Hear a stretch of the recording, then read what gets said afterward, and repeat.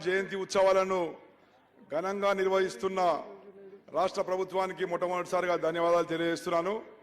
అలాగే వేదికపై ఉన్న పెద్దలందరూ మరియు వేదిక ముందు ఆసీనులైన నా కుటుంబ సభ్యులందరికీ సర్దార్ సర్వాయి పాపన్న జయంతి శుభాకాంక్షలు తెలియజేస్తున్నాను.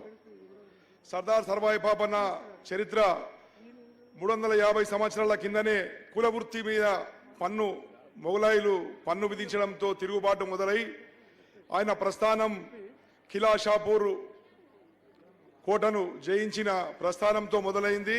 తర్వాత తాటికొండ, వేములకొండ, జనగామ కిల్లాలను కూడా స్వాధీనపరుచుకొని 1708వ సంవత్సరములో వరంగల్ కోటను స్వాధీనపరుచుకున్న తర్వాత ఒక సంవత్సరము వ్యూహాత్మకంగా ఆయన సైన్యము ఎవరైతే బహుజనులందరూ ఉన్నారో కమ్మరి, కుమ్మరి, సాలే, ముత్రాజు, మంగలి, మాదిగ, సాకలి, మాల అందరి కులాలను అందరినీ సమకూర్చుకొని 12 మందితో మొదలైన ఆయన సైన్యము 12,000కు సైన్యం చేకూర్చి 1709లో గోల్కొండ మీద దాడి చేసి భీకర యుద్ధం తర్వాత గోల్కొండను వశపరుచుకున్న మన బహుజన వీరుడు సర్దార్ సర్వాయి పాపన్న.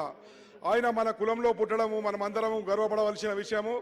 ఆయన రాజ్యాధికార దిశగా పోవాలంటే 350 సంవత్సరాల క్రితమే ఒక్కరితోని కాదు. కాబట్టి బహుజనులందరినీ కలుపుకొని పోతేనే రాజ్యాధికారము వస్తుందని ఆయన నమ్మి సాధించిండు. దాని తర్వాత కూడా మనం కూడా అందరం కూడా బహుజనులందరం కలిసి రాజ్యాధికార దిశగా ప్రయత్నం చేయాలి. అలాగే విద్యార్థులు కూడా మంచిగా చదువుకొని అడ్మినిస్ట్రేషన్ వింగ్లో మన సారు బుర్రా వెంకటేశం సార్ లాగా గవర్నమెంట్లో కీలకమైన పాత్రలు కూడా పోషించాలని కోరుకుంటూ నాకు ఈ అవకాశం ఇచ్చిన పెద్దలకు ధన్యవాదాలు తెలియజేస్తూ ముగిస్తున్నాను.